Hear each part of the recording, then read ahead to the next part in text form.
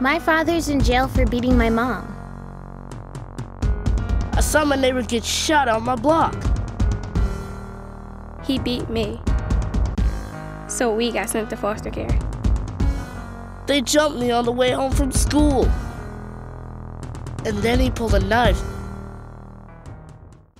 Hello, my name is Mitra Charlante. I'm director of the Youth Initiative at the National Center for Victims of Crime. More than 60% of all U.S. children from birth to 17 years of age experience victimization sometime during their childhood. Exposure to violence and victimization are often substantially higher for Black youth living in urban environments. With a lack of services, care, and a lack of cultural awareness among helping professionals, Black children, youth, and families face many obstacles in overcoming victimization. I'm joined in this video by a survivor of childhood victimization who's now an advocate for Black youth exposed to violence, an expert on helping children and families heal from victimization trauma, and a youth development professional who is in daily contact with children and teens. There is a great need for parents and other adults in the lives of Black youth to understand the violence in their lives and how to help them get through it. Young people need adults to recognize when they've been hurt by violence and to get them to resources for repairing the harm and building their resilience. The goal of this video is to start that process. Well, I grew up in Southeast Washington, D.C., in a neighborhood that was impoverished. At the age of 10 years old, I woke up to my mother screaming outside. I opened the front door, looked out of the front door, and I saw my brother, I saw my mother, and I saw my mother's ex-boyfriend, Marshall. It's my mom, so I opened the door. Marshall came in the room. He quickly went over to my mother, and he put the gun to her face, and he pulled the trigger. He shot her probably a couple of times at that point, and she immediately fell. Then Marshall walked over to my brother, and he put the gun to Tony's face, and he also shot Tony. Marshall then went to my mother, and he shot her again on the ground. But when Marshall walked over to me, he put the gun just less than finger's length away to my head. I really put my hands together and I looked down the barrel of that gun, I looked in his eyes, and I just asked him as quickly as possible, please don't kill me, please don't kill me, I'll do anything. And he just says out of the blue here, you can leave. Call the police. The next day, I went with my grandfather, and my grandfather was so upset. He got in an argument over a parking space. There was a street parking space in front of his house. He told the neighbor to get out of the parking space. And my grandfather hit him. Man hit him back. We were all outside of the car. And my grandfather ran into the house. And he found what he was looking for. It was a gun. And he ran over to the neighbor's, down the stairwell and over to the neighbor's door. And the door was ajar. And my grandfather started shooting. That was 2 days of horror for me. You can only imagine what happened on July 4th. My mother and brother were murdered on July 2nd. My grandfather shot the next door neighbor on July 3rd. And on July 4th, the fireworks were shooting everywhere. I was terrified. I was reliving those moments over and over and over and over again. I was confused about what happened. I didn't know who to blame. I knew I was hurting badly, and I had masked all of these feelings. There was still pain that wasn't being dealt with and hurt. And at 13, I wanted to take my own life. Honestly, I'd given up. We had a lot of caring adults. A lot of my teachers. The more I talked about this, the better it became. The more I talked about my mother and brother's killings, there was a release for me. I'm a living, breathing example of why it's important to invest in someone who are victimized and who are survivors, that the journey isn't over. For youth workers, they should find you know, if there isn't a training program there, they should really take a look at, you know, some organization who provides maybe free training to be able to just be able to respond appropriately on that level. You should be able to tell, you know, your supervisor if you think something's going on, and making a deal of it. You know, not letting it go. You know, when you're engaging young people, when you're engaging kids, you don't want to keep that information to yourself. You need to report that out to a group, and you want to talk to your colleagues, you know, your youth colleagues about what's happening, what's going on. You noticing something? What's going on? The conversation has to come up, and there should be designated time to talk about these things. You should set some time aside to really talk about, what do you think about Johnny?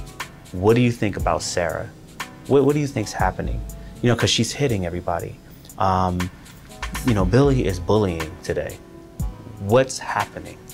And taking that to, you know, a higher authority and saying, you know, this is happening. What should I do? You know, learning as much as you can. You should want to engage children to understand maybe what's going on with them and how you can help.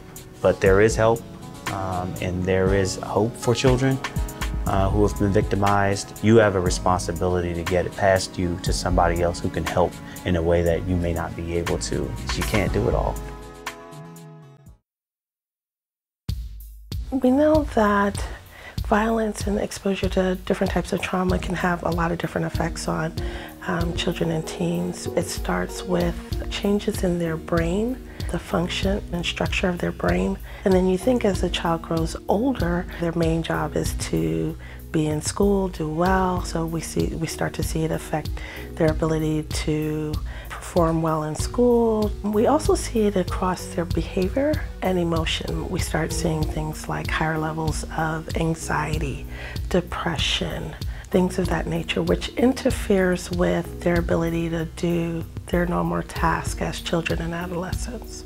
In young children, you might look for things like nightmares. You might look for difficulty sleeping, regression in behaviors that have been achieved, like kids who have mastered toilet training, not being able to do that.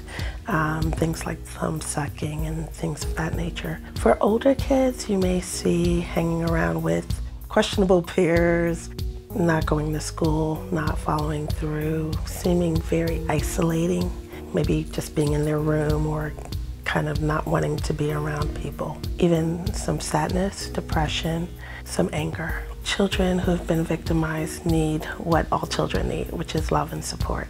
They need a caring adult who can be responsive to their needs, someone who will listen. So they need someone that can be supportive and responsive to their needs. It could be a teacher, a coach, a person in the community, a next door neighbor. It doesn't take much to praise a child, acknowledge when they're doing something right, support them through a difficult time. So anyone, all of us are responsible and capable of providing kids with what they need. Sometimes it's just asking the question about, what can I help you with? So that a child knows that there's a supportive adult out there that could possibly help them with whatever they're struggling with. A couple of things come to mind about the importance of being aware of exposure to violence. One is, we know children who have victimization experiences and they don't tell and they don't get help tend to do worse as adults. It's really important that the victimization experience doesn't define the child, but that they have a sense of hope. You would be amazed how well children bounce back from victimization experiences. So to kind of know that they're not damaged, know that there are a lot of wonderful things ahead for that child, and to have that sense of hope and be able to impart that to them is incredibly powerful and can reshape the lives of kids.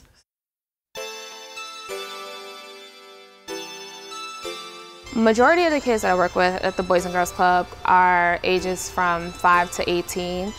All of them are African American in background. Some of the kids that I work with have been victims of some type of crime, whether it's physical, emotional, or mental. I've had a teenager who She would come into the club quiet, and I always kind of thought that something was wrong with her, but I wasn't really sure. Some of the signs that I've noticed right away, a lot of times she would curse a lot and I would have to correct her. And she would yell and be upset. She always looked like she wanted to cry. And then when she would write poetry, I would see that she was writing about death and, you know, wanting to kill herself. And then I noticed that she had scratches on her arm, so I immediately thought that she was harming herself. When I approached her, I went to her I didn't want to be forceful with trying to figure out what happened to her, so I had to do it in many steps. So the first step was reading her poetry. The second step was kind of building a relationship with her so she could feel comfortable with talking to me. And then I also had to make sure we were in an area that was closed off from other kids so she would feel comfortable. At first, she didn't want to talk to me about it. She was scared that someone else would find out, but I had to make her feel comfortable that, and you know, reassure her that what was being said between me and her wouldn't go outside of what was said, but because she was harming herself, I let her know that I would have to contact someone else. And I let her know that as a teenager, it's challenging to go through these things, but I also reached out to someone who was a counselor who I've contacted before with a previous situation with another teen to come in and become her counselor. And then from there, we also connected her with a psychiatrist through her insurance plan. The changes that she made after I provided her with support and did an intervention, she started to not curse as much. She started to become a little more happier as her days went on. She wasn't as consumed by everything she was feeling on the inside because she knew that there was a positive outlet she can go to. It took her a few months to stop cutting herself, but initially she started to kind of do away with that and deal with her problems better. She graduated from high school and now she's in a nursing program. For other youth workers, what I would recommend if you believe that a child's been victimized, watch the child. You see how their behavior is, you see what words that they use, watch their body language, and then just listen to things that they say. And then if you really feel like they've been a victim, then you can go to them and ask them. Sometimes you may not have to get the parents involved, but it's still better to get them involved. And if it's something extreme to where the child's being physically abused or sexually abused, then a lot of times you have to bring in the parents. At a Boys and Girls Club or any other organization that serves youth, it's extremely important to keep your eyes open for a child who you may think or may not even think has been a victim of some type of crime. It's important because that child in themselves, they don't know how to fully deal with what they're going through. They can't really understand it. You don't have to have a counseling degree to reach out to a child. Even giving a child 5 minutes of your time, 10 minutes or an hour, reading a book to them or just talking to them, having a conversation with them, in itself can help build that child confidence and help them deal with life easier. You don't have to be a professional. When I see a change occurs in a child that I know I've helped, it is validation for me that I'm in the right career path, that I'm doing what I'm supposed to do, that I'm doing what I'm meant to do, which is to help another child come, rise above what they've experienced. This video and accompanying toolkit are just the first resources in educating those who work with youth about how everyday adults can help play a positive role in the lives of victimized Black youth. No matter whether you work in a Boys and Girls Club, a school, a youth athletic league, or any other place youth go for services and activities, you can help. We aren't asking you to solve the problem for these children. We're simply asking you to keep your eyes open for the signs and direct them to assistance. If you help just get one child on the path to recovery, you're making a huge difference in your community. Please go to our website and learn how.